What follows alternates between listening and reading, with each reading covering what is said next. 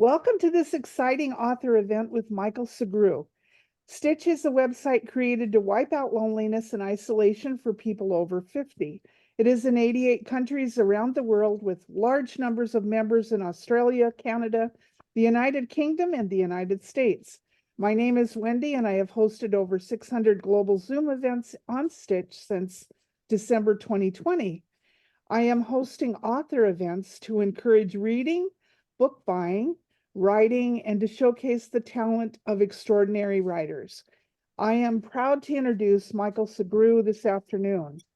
Michael Sugrue has written an international best-selling true story about being a police officer, first responder, and about winning the battle against frontline trauma.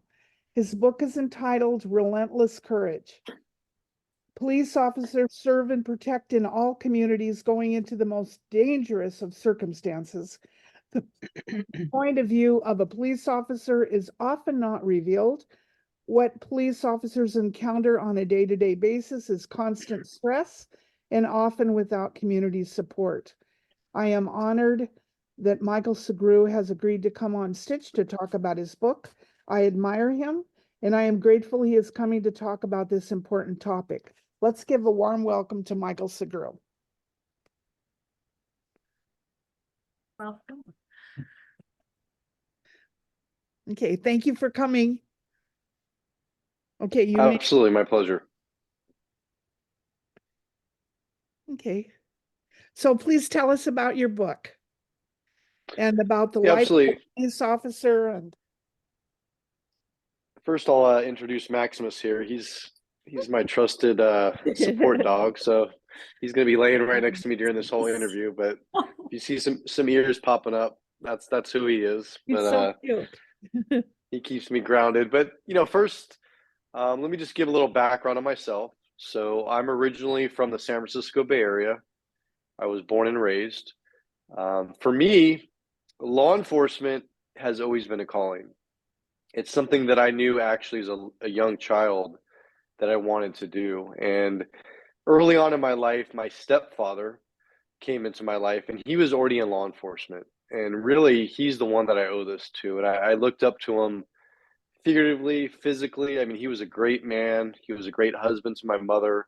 He was a great father to me. And my book is actually dedicated to him.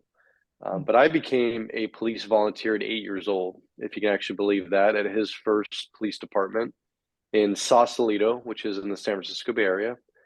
And fast forward, he had changed departments. And in high school, he worked for the Richmond Police Department, which is, or back then, it used to be one of the most dangerous cities in the entire nation. And it's still a pretty dangerous city here in the San Francisco Bay Area. And I became a police explorer. And my original plan was to go to college and I wanted to go into federal law enforcement, like the FBI, the DEA, or the US Marshals. And so, in order to do that, I knew I needed a college degree and I needed some work experience. So, I actually got a full scholarship to the United States Air Force and I went to California State University, Sacramento. I graduated in 1998 with a degree in criminal justice and a minor in psychology. Immediately, I went into the Air Force as a second lieutenant, and I served all over the world, from Europe, the Middle East, South America, all over the United States. Originally, I was going to do 4 years, but I ended up staying in 6.5 years. I got out in 2004. I was already stationed back here in California at Travis Air Force Base, and I got out as a captain. Now, I was in security forces, which is basically anti-terrorism, force protection, air-based ground defense, law enforcement, nuclear security, foreign airfield assessments. And I was also a Phoenix Raven, which is a specialized subset of security forces members. And during that time, I had worked with different federal agencies, and I decided that federal law enforcement wasn't actually for me, that I wanted to do local law enforcement. So I applied to a bunch of different agencies back here in the San Francisco Bay Area.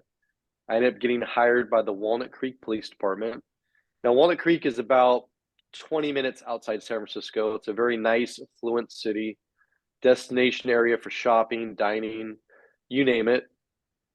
And I had a phenomenal career. I worked a bunch of different assignments from just patrol officer to a training officer where I trained other police officers. I was detective, and I was undercover 2 years on a state drug task force. So basically, like the California version of the DEA. I was promoted to sergeant about 8 years on my civilian law enforcement career. And my real story, which I'm not going to go into full detail, but it starts as a brand new police sergeant. I was literally 2 weeks on my solo shift, and my shift started December 26th at 9:30 at night.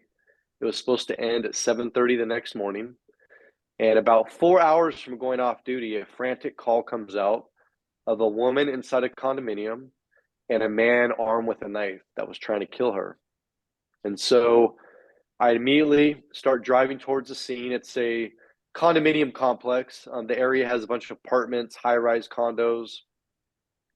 And about halfway there, the dispatcher, now very frantic on the radio, she says now the boyfriend and girlfriend are barricaded inside their bedroom.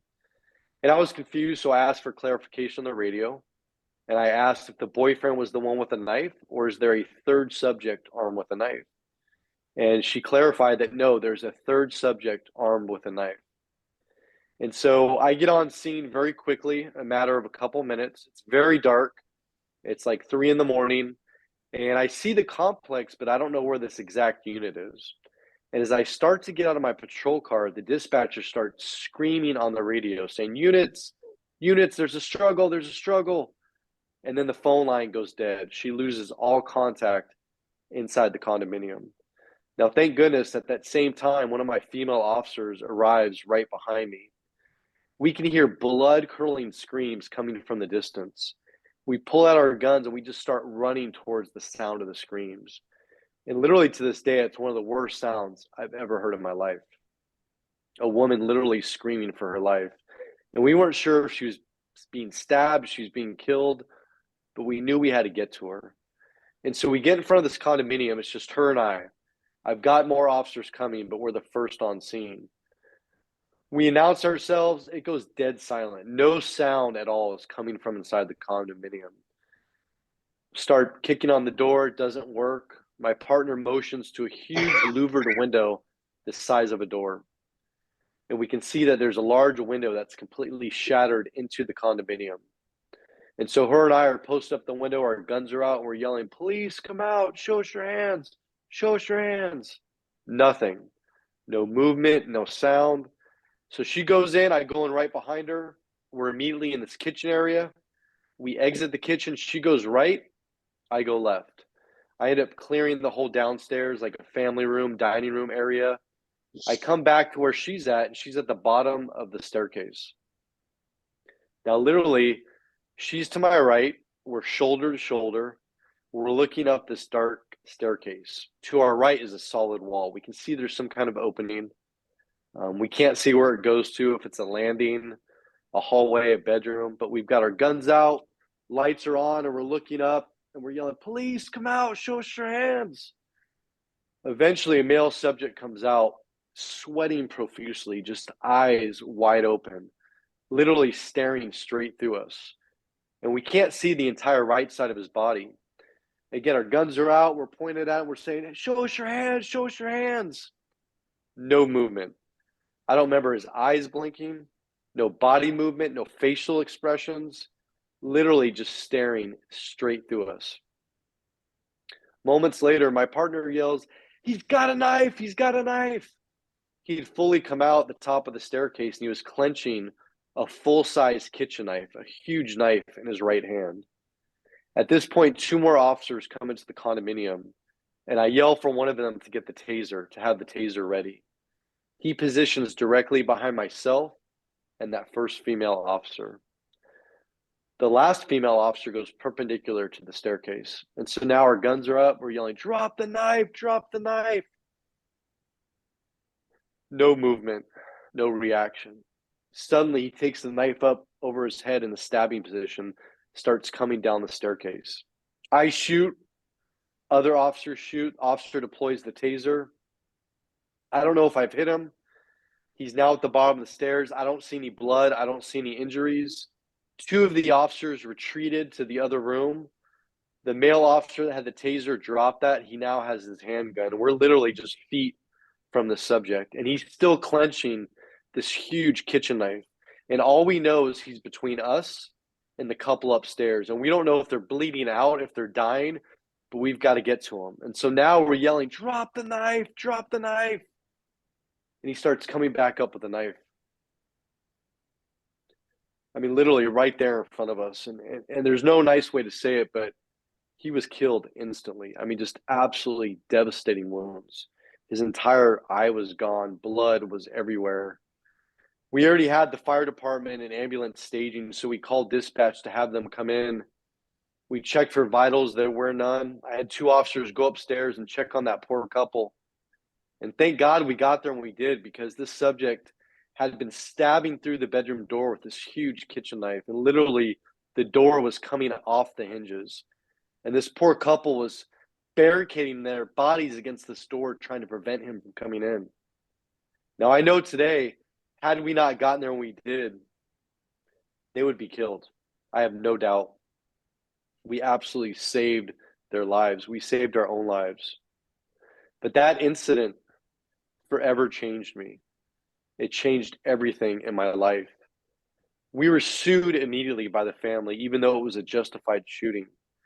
I endured two prolonged investigations, a federal lawsuit that drug on for 4 years.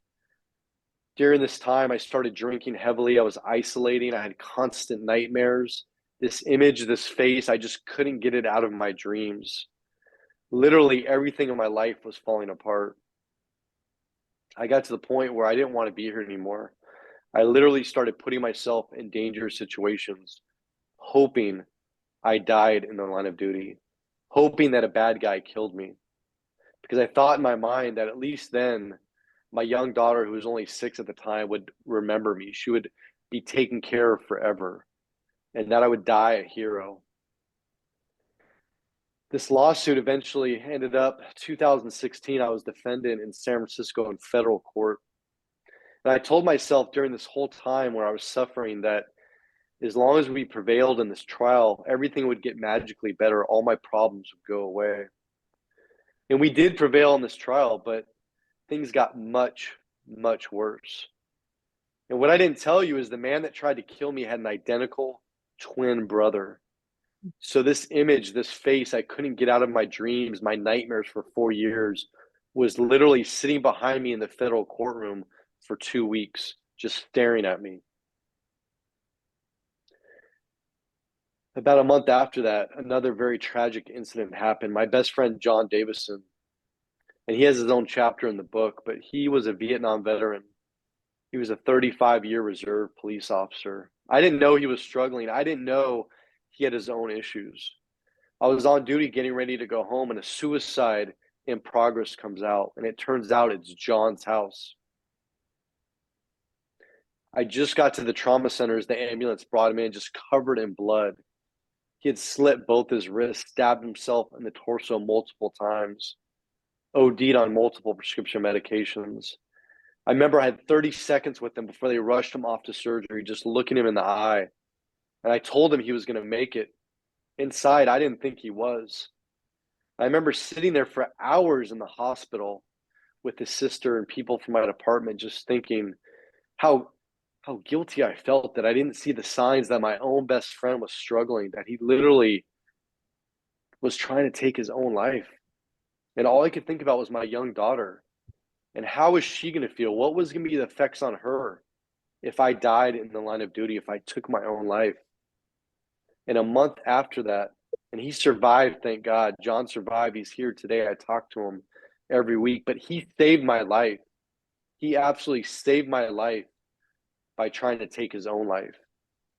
And it was a month after that, on the anniversary of my shooting in 2016, I finally got the strength and courage to ask for help.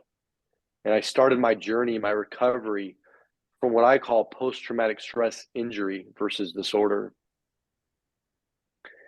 And now I'm on the other side of that. I medically retired in 2018.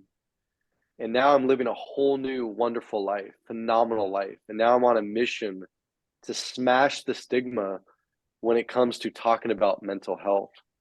I speak to law enforcement, firefighters, paramedics, dispatchers, military members all over the nation.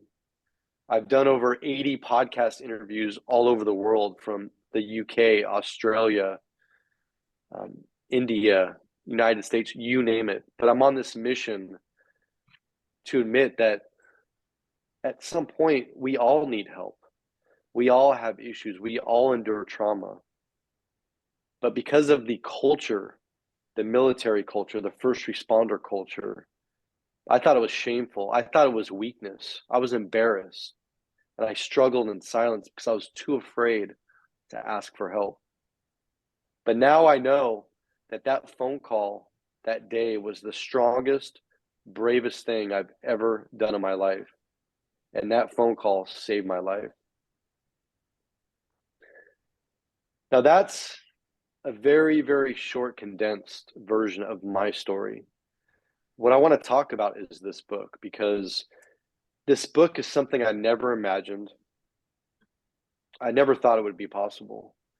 Even talking about this, because I was so ashamed and embarrassed. In fact, it was a single podcast interview in 2019 that changed everything for me. This guy I didn't know, his name was Danny Bird. He was a former police officer. He was a big fitness guy. I'm very much into fitness. He asked me to be on his podcast, and I'd never done an interview. I never shared my story. And I said, you know what? I'm honored that you would ask me, but I'm not interested. No, thank you. Well, thank goodness this guy bothered me and pestered me for months and got me to the point where I finally agreed. So this guy drove 2.5 hours to where I live. He met me in the back of this Mimi's Cafe, and I show up thinking we're going to have breakfast, get some coffee, get to know each other. No. I walk in the back. He's got a video camera, 2 laptops, headphones, and he says, hey, I'm really sorry, but I've only got an hour, and so we got to do this right now because I got to be back in San Jose. And so I sat down. He just started asking questions, and I didn't think about preparing my answers. I didn't think about what's going to sound right. I just spoke from right here, from my heart. And he recorded it. And after that, I was so worried. I was like, when this comes out, am I going to get a lot of backlash, a lot of people that are going to look down upon me? Am I going to get hateful messages? Even most 99% of the people from my police department had no idea what I had gone through. They had no idea why I retired, because I was still so ashamed and embarrassed. Well, he airs this podcast interview a couple weeks later, and I started getting messages from all over the world. People sharing their very deep, dark, personal stories with me, and how my story resonated with them. People I'd never met from all walks of life, from all different professions. And they started sharing with me, a guy they didn't even know, because my sharing gave them strength and courage to share their story. And that's what led me to speaking. So now fast forward to the book. Right before COVID happened, I'm on LinkedIn. I've always had a big presence on there, just sharing things on mental health, suicide prevention, just general wellness, you name it. And Dr. Shauna Springer, she's known as Doc affectionately, PhD, Harvard graduate. I didn't know her, but she reached out to me and said, hey, I'd like to have a phone conversation with you just to kind of see what you're doing mental, and about what I'm doing. And I've heard to connect and network. Yeah, let's have a. So she up. Ironically, it turned she actually in the city police officer she never met. She did a story. We had interaction, and she's talking about what she does now with ganglion block. We talk about this in the book. It's a medical procedure to treat the physical symptoms of post-traumatic stress injury. But prior to that, she worked for the U.S. Department of Veterans Affairs and the Tragedy Assistance Program for Survivors.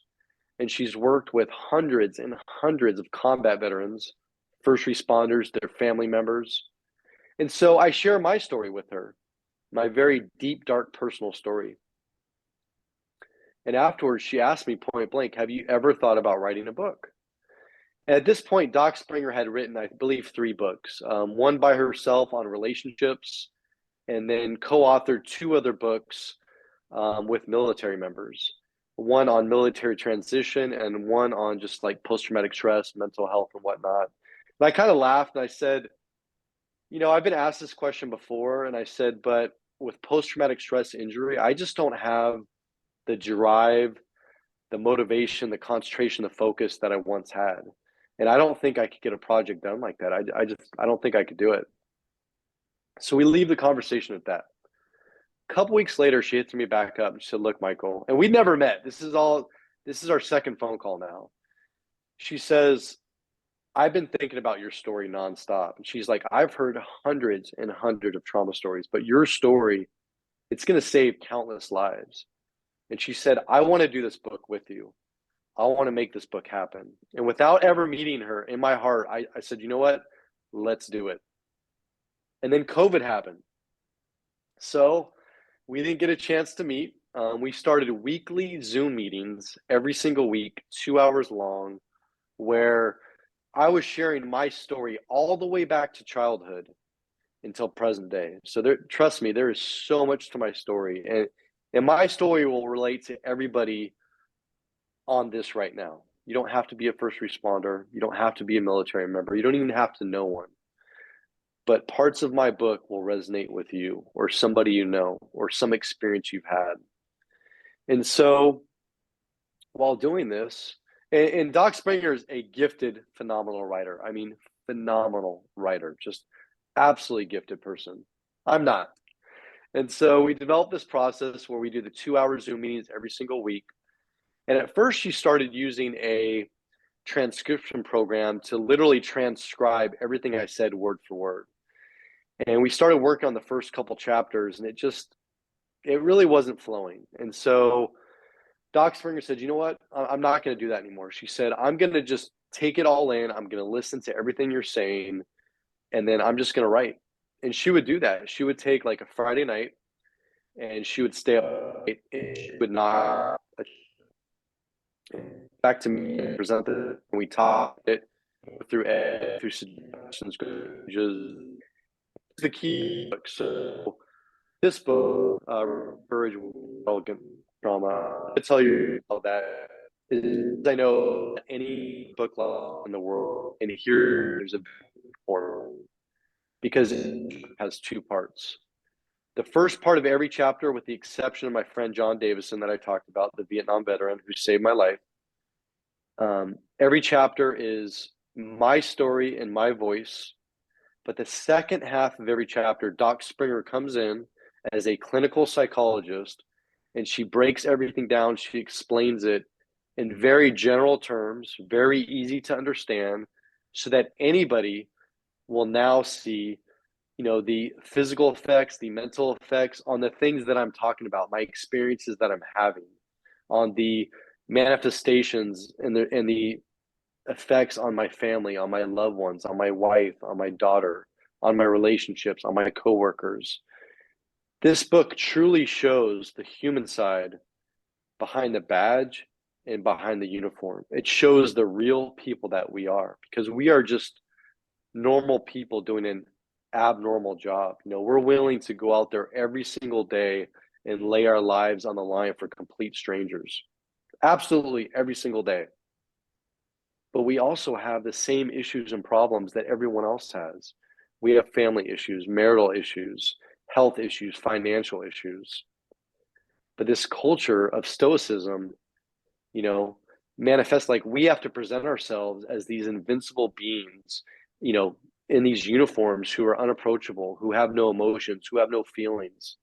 And it can be the farthest from the truth because we care. We care so much that we're willing to lay our lives down for complete strangers. Absolutely lay our lives down. And this book is a game changer. And someone mentioned it during the intros, but this book, it was originally meant for first responders, military members, their family members, their loved ones. But this book has the power to bridge that gap and improve relations between all first responders and the communities they serve, to bring us closer together, to bring down that veil and to show the real people that we are. This book The hard copy, the written form came out in April of 2022. Initially, we only released it on Amazon. We're self-published. Doc Springer had used agents before and had a bad experience. So we decided that we're going to self-publish. And I'm very social media savvy. I'm very present on every social media platform that you can imagine. And so I set on a mission to get the word out on this book. And since then, this book has been a #1 bestseller in both Canada and the United States. If you add up the Kindle version, the hardcover, the paperback, and now the Audible version, it's been a bestseller for 34 plus weeks. Now, the Audible, we didn't release until actually July of 2023. So it hasn't even been out a full year. We recorded it in our own voices. It's straight from the heart. This isn't like a normal Audible book. And again, you hear both our voices, not just one. And I had to relive every single experience as I was narrating it. And so this book it will blow you away. This book is saving relationships. It's saving careers, but most importantly, it's saving lives.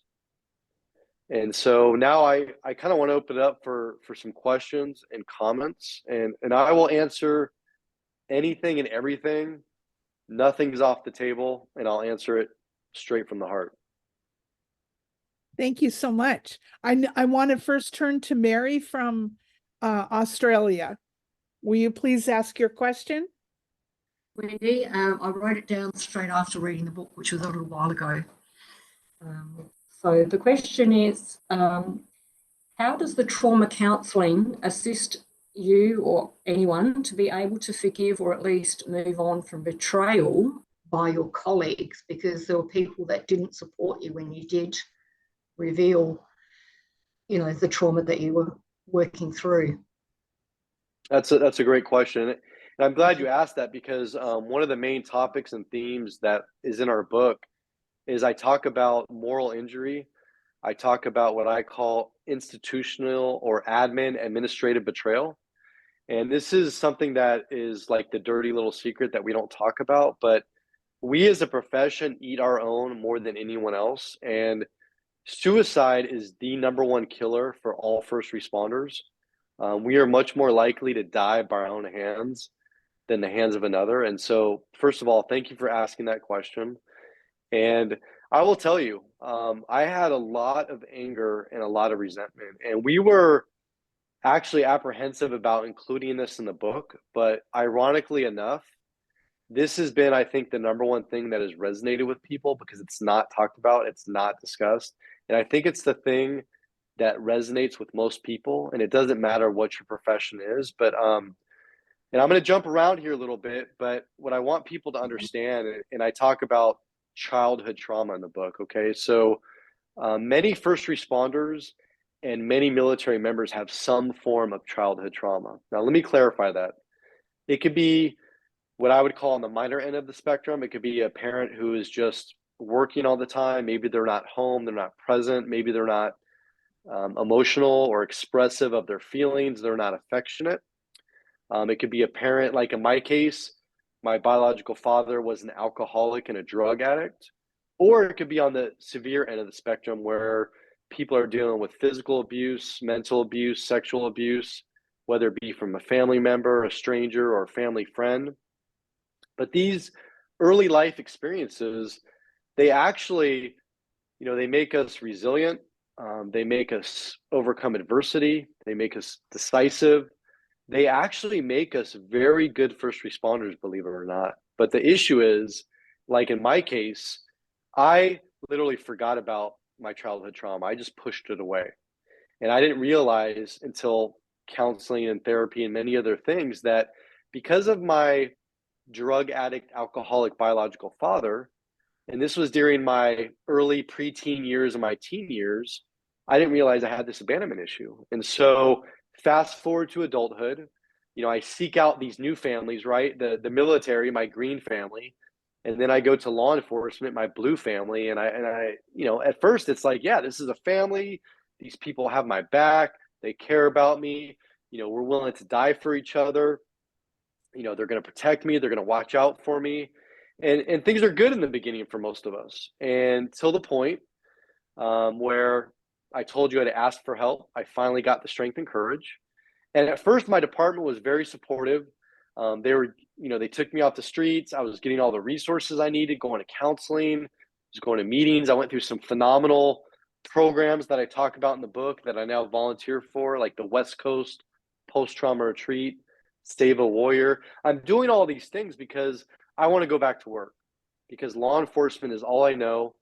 Literally, it's my calling. It's what I want to do. And so I'm doing all these things I can do to get better. Well, it turns out it wasn't fast enough for my department or my agency. And so my agency tried to talk me into retiring and leaving the profession. I'm like, no, that's not my plan. And they're like, well, do you know when you're going to be back? And I'm like, I don't have an exact date, but I can tell you I'm making progress, I'm making improvement, and I am going to come back. Well, another series of events come into play where they drop these investigations on me for things that supposedly happened years earlier. And literally, that's what pushed me to the point where I actually wanted to kill myself. But thank God by this point, I already have all these established resources that I'm using. So I picked up the phone and made another phone call to a peer who talked me down and helped me. But I realized quickly that I was just a number filling a position, and that my agency, they either wanted me back right now or they didn't want me at all. And so it just literally, my family turned their back on me. And so part of my recovery process, I had to deal with these traumatic incidents. And I talk about a lot of traumatic incidents in the book, but I also had to go back further after that. And I had to deal with my childhood trauma. And this is really where I was able to reframe and not hold on to that anger against these people in my agency. Because what I realized that these people that present themselves as uncaring, as angry, as just bad people, really are suffering themselves. And they're too afraid to ask for help. And they're suffering in silence. And it manifests in a way, and I was guilty of this. I talk about this in the book, but at my deepest point, my deepest struggles, I became a real asshole. I became unapproachable because I thought that if I showed any empathy or sympathy, that would be weakness. And they would see through my facade that I was trying to present that everything was okay. And so in my heart, I truly believe that some of these people, they just need help and they're not ready for it yet. And I pray for them, and I hope someday that they do realize they need help.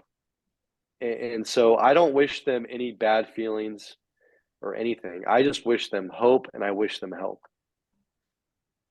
Thank you, Michael. Absolutely. Thank you for asking the question. Okay, who else has a question? Lori? Lori from Indiana, please. No. Is there a way to from see New them when Jersey. they ask the questions? Pardon? I'm just curious. Is there a way to see the people when they're asking the question? Because it just makes Sure. it more Sure, I can remove the personable. spotlight. Sure. There we go. That'd be great. Thank you. I like to see people Sure. when they're talking. Sure. So Sure. Yeah, Hi. so I'm Sarah, and I have read your book. I read it right before this event.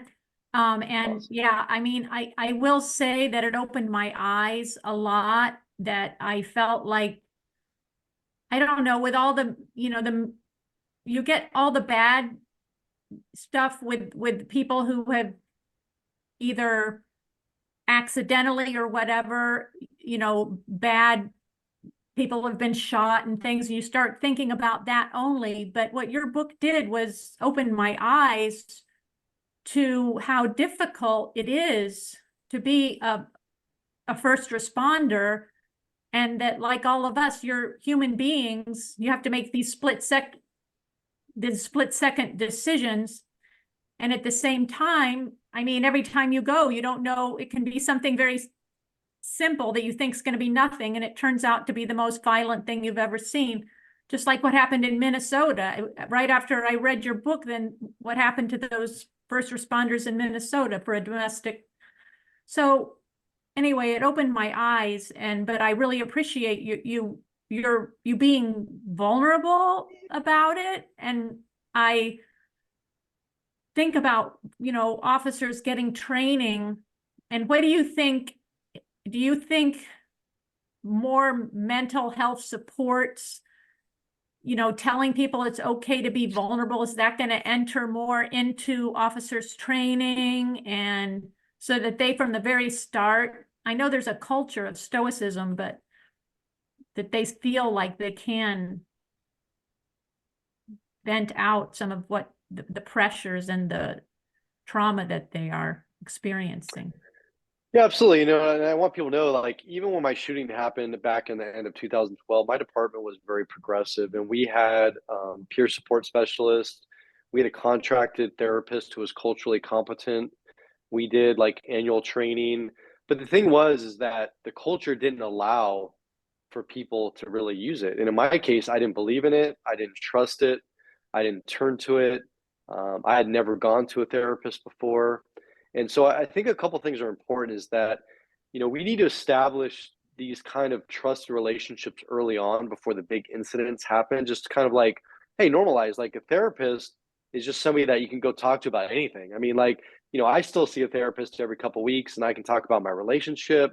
I can talk about financial stress. I can talk about, my dog, something happening to my dog, and I have to go to the vet. Whatever the case may be, I'm just having a confidential, trusted conversation with somebody who's really listening to me and there to support me. And so that's part of it. But I think how we really change the culture is having people at all levels of leadership, being vulnerable themselves and being honest. Because, Mhm. like, for example, think how powerful it would be, whether it's a small agency or big agency, but if you have the police chief or the sheriff who is in charge of a 10-man, agency, or maybe a 2,000 person department, but if they were to get up in front of all of them and just be open and transparent about their life, right?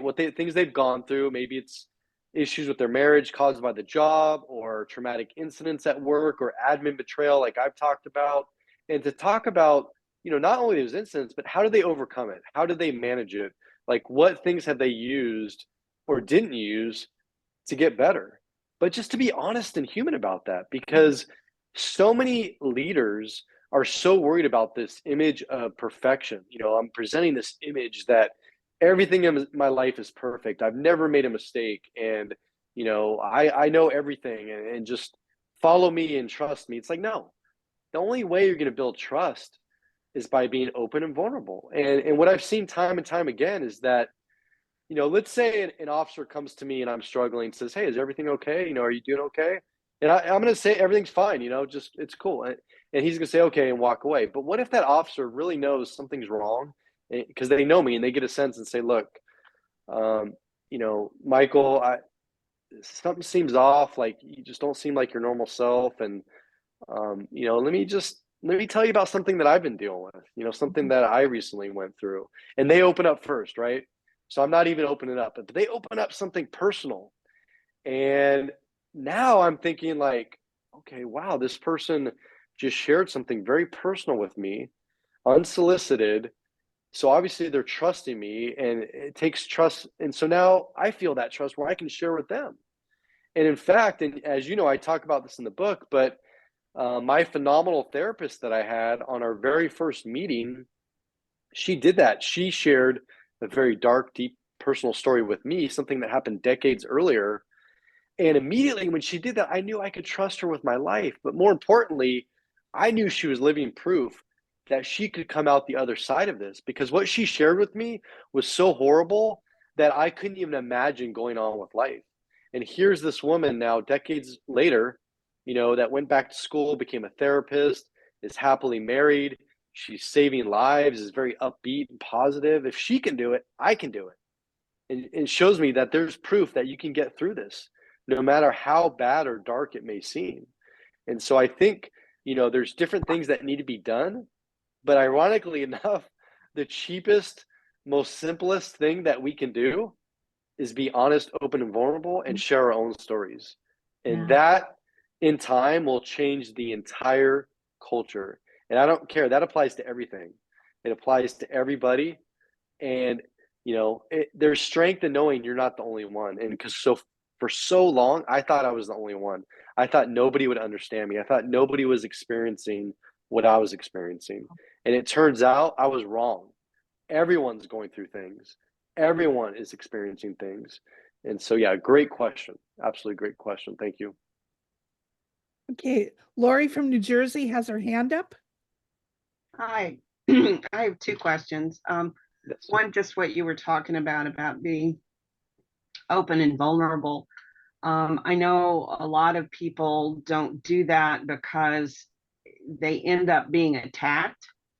You know, that you show that weakness, and it seems to like putting something across your forehead. Come kick me. That they take and use that weakness against you. Did you find that some? I mean, I'm sure it was hard if you did. So, when I first went off on work, I was so embarrassed and ashamed that I didn't tell anybody while I was off. Now, obviously, like the chief knew and the captains and probably a couple lieutenants. So the higher echelon knew, and who knows who they told, right? But, for me, I was just so ashamed and embarrassed. And I had skin cancer issues that I was off with. So I just told people, hey, I'm out because of skin cancer and I'm dealing with this. And I didn't tell them what was going on. And it honestly took years before I was comfortable enough to actually talk about it. And now I'm to the point where honestly, I don't care what people think because I know that the ones that are blowing me off and, are just like, whatever, they're struggling, they're dealing with things. And I hope at some point, they do listen or they do hear a nugget of what I'm talking about or read it. Because I made a lot of mistakes and I talk about these mistakes in the book. I mean, I literally bear my heart and my soul in this book.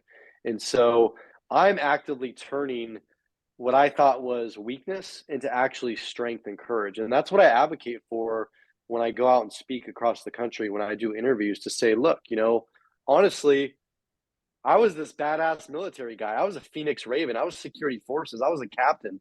I was undercover on a state drug task force. Like I was the most proactive cop we had, and the thing is, I was dealing with stuff, okay? And me not talking about it, that was weakness. It's not the other way around. And that's where we need to flip the script, as I call it, okay? Because me raising my hand, knowing what the culture was, knowing that people were going to look down upon me, knowing that I was going to be outcasted by some people. And I'll be honest with you, there's people to this day from my agency, if they see me, they'll probably walk the other way. There's people that do not want to be in a room with me. There are police chiefs right now who don't want me to come speak at their agency because they think it's going to be like a cancer and it's going to spread. And that everyone now is going to be off work and no one's going to be able to do their job. And it's like they're worried about the word getting out, right? And it's just, that's the problem. When you have these chiefs like that, who is going to ask for help, right? Let me tell you guys all a true story. So before we published this book, and for people that have read it, on the inside, when you open it up in the very beginning, there's like an endorsement section. And on the back, there's some blurbs of people who have endorsed it on the front. So before we published it, I reached out some people I knew and some people I didn't know who were influential in both the law enforcement, military fields. And I reached out from some people from my own agency as well. And I said, hey, we want you to read this and provide any kind of feedback, suggestions, comments before we publish things, before it's set in stone. We want to make sure that, that you think it's good, that there's nothing that needs to be changed. And I purposely picked people from my agency who I liked and that liked me at different ranks because I wanted also, because they were there, they worked at the agency and they're going to know some of these things that happened, right? And so one of the people, he was for a different agency. He was an acting police chief for the Richmond Police Department where my dad worked. Now, my dad died, unfortunately, of stage 4 cancer, and he died at the height of all my trauma in this book at a young age at 58. And I talk about that in details, but he had since passed. I reached out to this acting chief who was a good family friend. My mom actually recommended it and said, hey, you should reach out to this person. Like I wasn't even thinking it. And I said, that's a great idea because my stepfather was his mentor when he was younger. My stepfather trained him and brought him up through the ranks. And I thought, who better than to read this book? And plus he's a chief of police, right? So I called the guy up He's like, oh, hey, how's it going? Da, da, da. We start talking. He's sharing some stories about my dad. He's like, I really loved your dad. He was a great man. I said, no, I said, actually, that's why I'm reaching out to you. I said, let me tell you what we're doing here. We wrote a book. It's about post-traumatic stress. And he kind of stops me. He says, I don't know if I'm the right person to read this book. And I said, and he tells me, he's like, I think a lot of people are making this up. He's like, I don't think this is real. Like, I think a lot of this is bullshit. And I said, no. I said, you know what? Actually, I said, I think you're the perfect person to read this book. And I want your honest, no holds barred feedback, the good, the bad, the ugly. So he agrees to do it.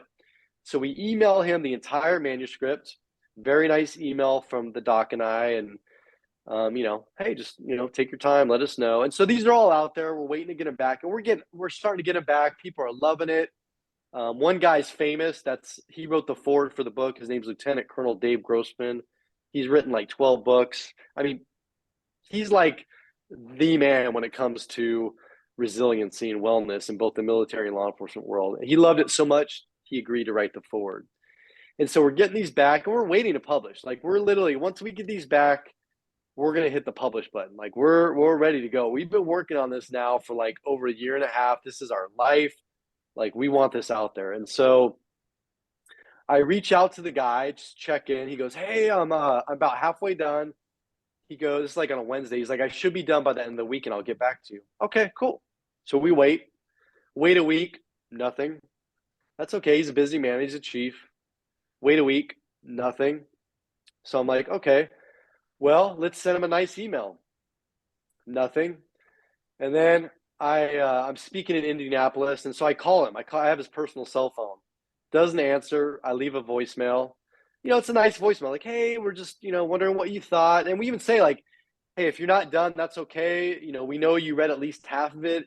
You can just, if you be willing to give us a couple of lines or blurbs to use an endorsement, let us know what you think. No response. Email again. This is now weeks, and we've gotten every single endorsement back. We're literally just waiting on this guy. And finally, I'm so pissed off. And this is now, well over a month. I sent him a nasty text. And I'm like, you know what? I said, my father would roll over in his grave right now if he knew how you're treating his son. I was like, you don't have the balls to just speak to me like a man to man and let me know your thoughts on this book. Well, guess what? Within 2 minutes, I get a phone call on my cell phone after being ghosted for over a month and a half. And this guy yells at me and hangs up the phone. And I have not talked to him since. This was a family friend. This was, my dad mentored him. He's, thank God, is retired. He's no longer in the business. But imagine if you were an officer at his agency. Are you ever going to raise your hand and ask for help if you know the person at the top thinks that this is bullshit, that doesn't believe in it? Yeah. This is the reality of what we're dealing with today. Things are changing and starting to get better. But I'm going to tell you right now, we are light years away from where we need to be. Light years away. But if every chief would pick up this book and read it, if every leader would read it, it would change their mind. Absolutely change their mind. But here's the thing, and I already know, that chief, he's not a bad person. He's struggling. He's got his own issues. And when he read what he read, he realized some of the things he's done to other people. He realized probably the issues that he's had, the impact that he's had on others. And so I think there's some guilt and shame there, honestly. And again, I don't wish him any. I have another question. Yes. This is a little more esoteric. From your time in the military, do you think that the way that training is set up these days, that it sets up the kids to be more susceptible to post-traumatic stress? Do you think that there might be some changes that need? Do you think that video games make it worse? Things along those lines. I was just wondering, if the training is making it worse for the kids coming out. Well, two things. First of all, what I think needs to be acknowledged, that the military is far more immersed in dealing with post-traumatic stress. And in fact, I think the general public views like military members, hey, if you go to combat, if you go to war, you may have post-traumatic stress. But in the same way, most of the public does not view first responders in that same light or that same way, and they don't equate post-traumatic stress with being a first responder. Here's the ironic thing, and I've done both. So if you're in the military and you're a combat veteran, you may go to a hostile zone for a defined period of time in a known hostile area, maybe once in your career, maybe a couple times. Most people in the military never go to combat. Just like most police officers are never involved in a fatal shooting. These are facts. But in law enforcement, we're in combat every single day for 20, 30 years. And even when you're off duty, there's always a threat out there. So there's no like safe zone, right? So if you think about it, our level of exposure to trauma, and I'm not saying one's greater than the other, but as a first responder, we're exposed to hundreds and hundreds and hundreds of traumatic incidents over our career. You think about it, car crashes, whether it's fatal, major injury, child abuse, sexual abuse, suicides, homicides, even just natural deaths. All these things time and time again, right? But so the training, we have to be prepared for these incidents. We have to be trained for combat. We have to be trained for all these different scenarios. The thing is, though, we don't do any training or very little when it comes to our biggest threat. And I mentioned it earlier when I was talking, but the greatest threat to both military and all first responders is suicide. We are much more likely to die by our own hands than the hands of another. So as a cop, even in my 14-year career, or if you just look at the police academy, in the police academy, we had 880 hours of training.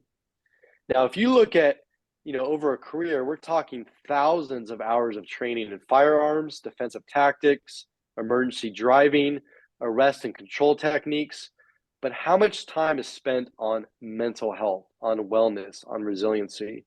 When I was in the police academy, we learned about other people's mental health, like how to deal with that, as far as taking them for a welfare evaluation or what we call the 5150 or managing it on a scene. But we never once talked about our own mental health, our own mental wellness.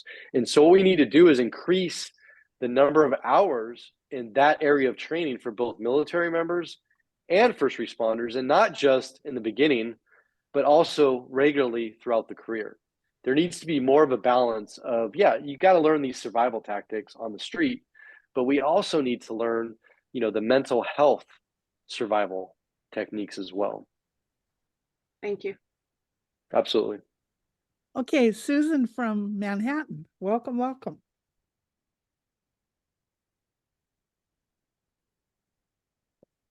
I live in New York City. I live in Manhattan. And if there isn't a place here that describes or explains your situation, I'm on the Community Affairs Board at the 17th Precinct here. And I've learned a lot.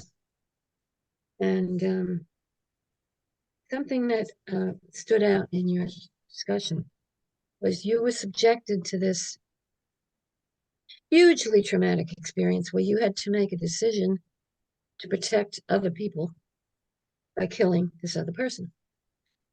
Yet you got sued for that. Yes. Okay. This is very hard for me to comprehend. And I think that part of the trauma that not just the police, but teachers, I hear the same thing. Okay. You're given a job to do, you're expected to do it, and then you do it, and nobody has your back. Yeah. That in and of itself is hugely traumatic. And that is something in my 81 years on this planet, I have never seen so much of before. I used to be a teacher, and when I disciplined kids, and the principal and assistant principal did too, and sometimes he had to take things into his own hands and give the kid a goddamn beating. And he never got sued. He never heard a parent calling to sue him. I never was once threatened because I kept kids after school sometimes for 3 hours if they didn't behave, because I wanted them to understand and know that I could not teach them until they sat down and shut up. All right. So what's troubling me here is, in addition to what you're talking about, the trauma, just that alone that you face at the idea that you had to kill someone and all that you saw, but then you have to be betrayed by the very people that you are working for and that they don't defend you and you're being sued and you're having nightmares. This is why we have millions of teachers leaving the classroom. And schools that don't, this kid who had a gun in his backpack, they knew he had it, and they were afraid to look in his backpack for fear they would get into trouble. So what I see here now, as a resident of New York City, we have another problem. As a pedestrian, I am afraid every day. I walk out into the sidewalk. A lot of people that don't live here will not understand this. We have what are called delivery men and bike lanes and e-vehicles. They're scooters that are motorized, mopeds that are motorized, bicycles that are motorized, these hoverboards that are motorized, and they can travel as fast as 40 miles an hour. And they break the law everywhere they go. They come around the crosswalks, the sidewalk behind you. This is all against the law. But the police are afraid to enforce it for fear, one, it's unenforceable to some extent, that they will get into trouble for apprehending somebody. A lot of these people are here illegally. They enter stores and steal everything they want to see, okay? Put it in bags, and they aren't allowed to touch them. The stores are just letting them go. All right, now, this is creating trauma not only to people who are trying to enforce the law, but to people like me. I have gotten to the point where when I'm walking along the street, I am almost shaking every day. Yesterday, I'm on the sidewalk and a bike comes up after me just because he feels like riding on the sidewalk. And I went, oh my God. In other words, I have these reactions of fear that I never had before. So what I'm saying to you, I fully understand what you're talking about, but this goes to a deeper level, a deeper problem in our society, which is we are protecting criminals. Yeah, I'll tell you right now that this is a problem everywhere, especially in California. And as an example, and I talk about this in the book, but I was a very proactive police officer. So I worked the graveyard shift, which is at nighttime. And honestly, not exaggerating, on average, I would arrest 1 to 2 people a night, and I would write usually 14 to 15 tickets a day. I would try to contact 20 to 30 people a night, and I did that every day for years. The problem is that now every single contact, fully justified. If I stop somebody for a taillight out, expired registration, speeding, it's going to be a potential complaint. And oh, by the way, when the complaint comes in, the police department has to fully investigate it. So they have to sign an officer. They have to interview people. I mean, these investigations take months. They take endless resources, and it makes officers not want to be proactive. So it's gotten to the point now where officers are going to be more like firefighters, not dinging firefighters, but they're only going to go when you call 911. They're going to be reactive as opposed to proactive, right? So a lot of crime is prevented by being proactive. I can't tell you how many guns, drugs, people wanted for serious crimes. Like one guy was wanted for murder, and I stopped him because he had an obstructed view while he was driving. Okay. And this happened time and time again, but now people aren't going to make any stops because they don't want to have a complaint. They don't want to get sued, and they don't want to get fired. Thank you. And that's the real issue. So, and we talk about this in the book, but our officers are on an island where they don't have public support. They don't have support from, government, whether it's city, county, state.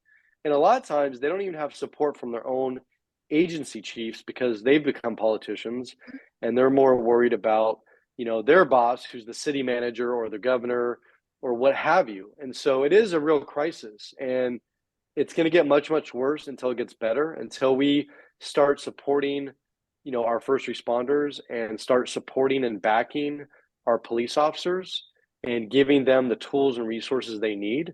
Until then, it's going to get much worse. And I can tell you, out here in California, every night on the news, there's some elderly woman who is just walking to her car or walking her dog, and she's getting assaulted. She's getting robbed. I mean, people are getting carjacked. It's like, it's so bad now that there's teams of car that are boxing people in that are driving nice cars, and they're carjacking them at gunpoint and pistol whipping them and then taking their car. And that's if they don't kill them, if they resist. So that stuff is happening all over the US.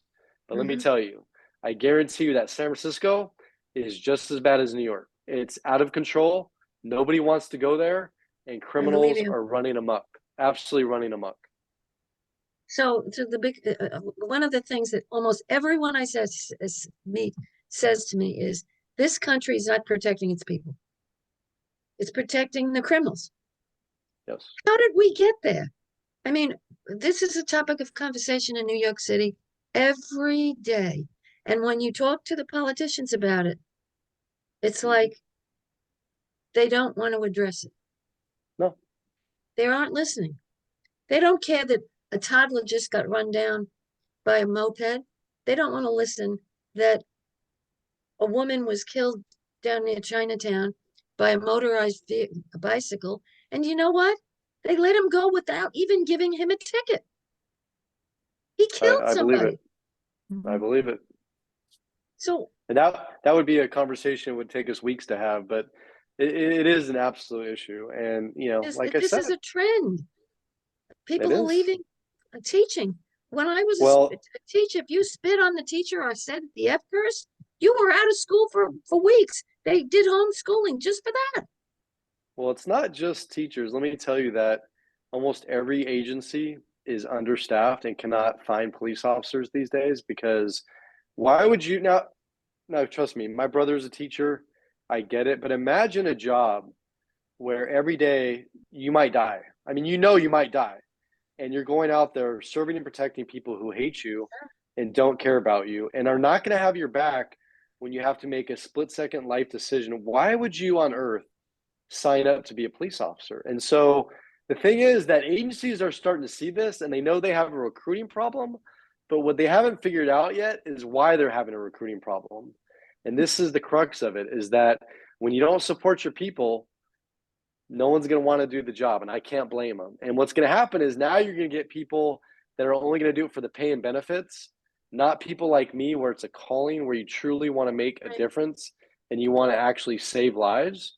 That's You're right. going to get people who aren't proactive, who aren't going to go out there and be aggressive. They're just going to collect their pay and benefits, and they're only going to go where they have to go.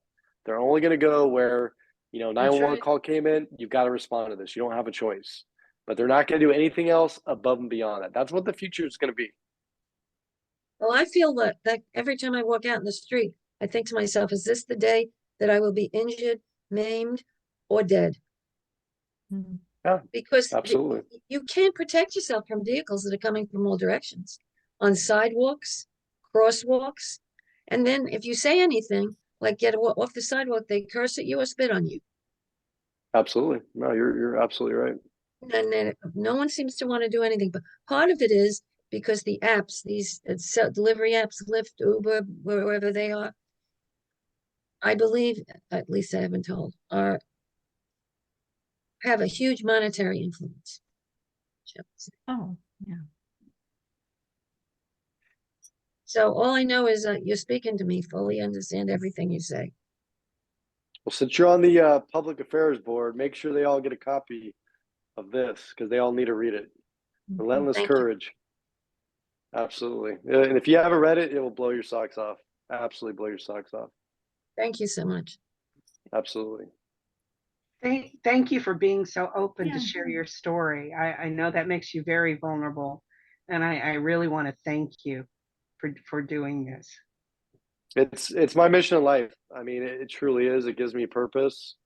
And I know my story is helping and saving others. And again, that's why we did the book. I mean, there's a lot of ugly in there. There's a lot of bad decisions on my part, a lot of mistakes I made in my marriage and my relationships. And it wasn't easy to put that out there on Front Street for the world to see, but it's needed. And that's the thing. It's like I used to care so much about what people thought of me and presenting this perfect image, and none of us are perfect, No. and I'm far from perfect, but I know now that there's a reason why I survived all that I did. And for the people that haven't read the book, they have no clue what's coming, like what I endured, and most people say, how are you still here? Like, how are you still alive? Well, I'm here because I have a purpose, and I'm here to share this message. And so that's what drives me every single day. I mean, that's what gets me out of bed every single day. Thank you. Thank you for doing Absolutely. that. Thank you. Does anybody else have any more questions? I don't have a question, but just to Sure. reiterate that I did read the book. Actually, yeah, I read the Audible now when you were telling us about, you know, the different publications. I thought, yes, I remember listening to your voice and Doc, and it does resonate, I think, for many people in many professions for many reasons. And yeah, the truth is definitely out there. So thank you. I'm tearing up a bit. I'm sorry. And I've got my beautiful dog under my desk who I sort of saw me going down. It's like I wanted her to come say hello. Oh, no, I appreciate that. And I will ask one favor of everybody. If you have read the book, please, please just go on Amazon and write a quick review. You know, those are really important, and it helps get the word out. It helps save lives. You know, spread the word about this book because we are self-published. I do all the promotion, all the advertising. It's a full-time gig, and it's only in the hopes to save lives. And so I really appreciate your guys' support. And I'm on every social media platform you can imagine. So just type in Sergeant Michael Sugrue. I check messages every day. I will respond to you. I will get back to you. So don't be shy about connecting or sending me a message. I'm always available. Thank you so much for being here. We can't thank you enough for sharing your story and for and we love we love your little dog. Thank you so very much for everybody being here. Quickly, Michael, what's Yeah, your dog's name? Pardon? Maximus. Maximus is his name from the Gladiator movie. Now I will tell you, he's more famous than me. He has his own Instagram.